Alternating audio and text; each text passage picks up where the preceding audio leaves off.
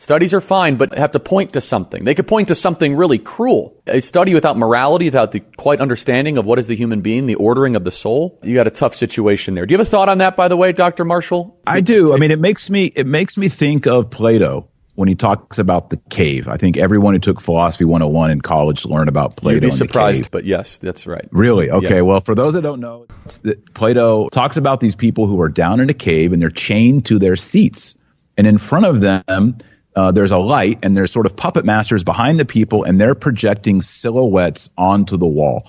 And the people down in the cave are watching these silhouettes. I mean, it's remarkable how much Plato anticipated a movie theater, because it sounds just like a movie theater. And they're sitting there, and they believe that this is reality. These silhouettes on the wall from puppets behind them is reality. And at some point, someone breaks out of their chair, goes up onto the surface of the earth and sees the sun and the birds and the trees and the flowers and the bees and the foxes and the horses and all this beautiful stuff. And he goes back down in the cave and says, you're not going to believe this. This is all just like shadows of what is upstairs, what's out in the real world. And everybody thinks this person is crazy.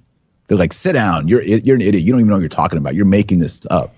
And I think in our society, more than any other generation in the history of humankind, our society with our little iPhones and our movie theaters and our streaming Netflix and our video games and our 24/7 streaming porn, people are getting sexual experiences, so-called human experiences, economic experiences, all this experience, but it's all virtual. It's not real.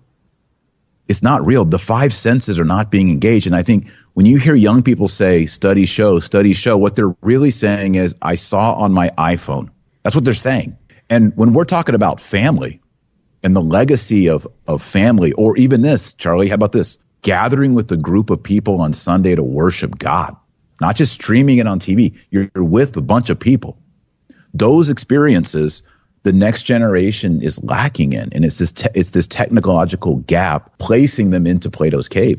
So we need, like you said, get outside, touch grass, go ask a girl out, marry her, have some children, live life, have a barbecue with your kids, swim in the pool, throw them around, live life. This is why God created us, not to be sitting around looking at this phone or watching the latest degeneracy that's being pushed on us by minority groups.